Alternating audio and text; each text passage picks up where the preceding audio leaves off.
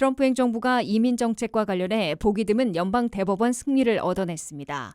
연방 대법원은 트럼프 행정부가 227년 전의 법률로 전 시에나 사용했던 적대국 외국인법을 적용해 범죄 외국인들을 추방할 수 있게 일시적으로 허용했습니다.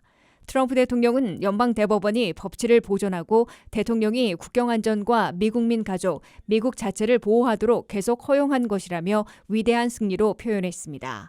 이번 사건은 트럼프 행정부가 227년 전인 1789년에 제정돼 전 시에만 사용했던 적대국 외국인법을 발동해 베네수엘라 갱단인 트렌데 아라구아 소속 아칸들이라며 130여 명을 출신국이 아닌 엘살바도르로 추방한 사건을 둘러싼 소송에 판정을 내린 것입니다.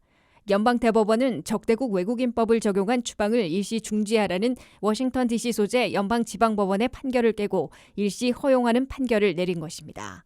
연방 대법원은 이번 판결에서 적대국 외국인법을 적용해 특정 국가 출신 범죄 외국인들을 추방하는 게 위헌인지 여부에 대해선 판결한 게 아니라 원고 측이 소송을 틀린 관할 법원에 제기했기 때문이라는 이유를 댔습니다.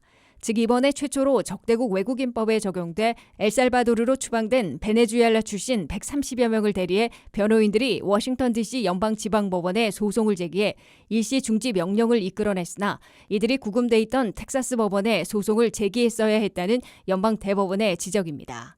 결국 틀린 관할에 연방법원에 소송을 제기했다는 이유로 1심 판결이 뒤집혀 패소하고 트럼프 행정부는 본안 판결이 나올 때까지 범죄 외국인 추방을 계속할 수 있게 된 겁니다. 하지만 연방대법원은 트럼프 행정부가 앞으로 이 법을 적용해 범죄 외국인들을 추방할 때에는 사전 조치를 취해야 한다고 제안했습니다. 연방대법원은 적대국 외국인법을 적용해 추방하려는 범죄 외국인들에 대해선 사전에 이 법을 적용한 추방이라는 점을 당사자에 통보해야 한다고 강조했습니다. 연방대법원은 이어 추방되기 전 해당 외국인이 법적 소송을 걸 수 있는 기회를 제공해야 한다고 지적했습니다.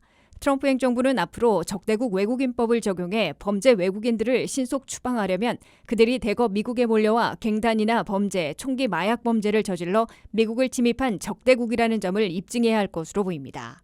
그리고 베네수엘라처럼 갱단 활동과 자국민 추방을 수용하지 않으려는 본국 정부 태도 등을 들어 적대국으로 간주하게 될 것으로 보입니다. 연방대법원의 이번 명령에 따라 당사자들에게 사전 통지하고 소송 제기 기회도 제공해야 할 것으로 예상됩니다.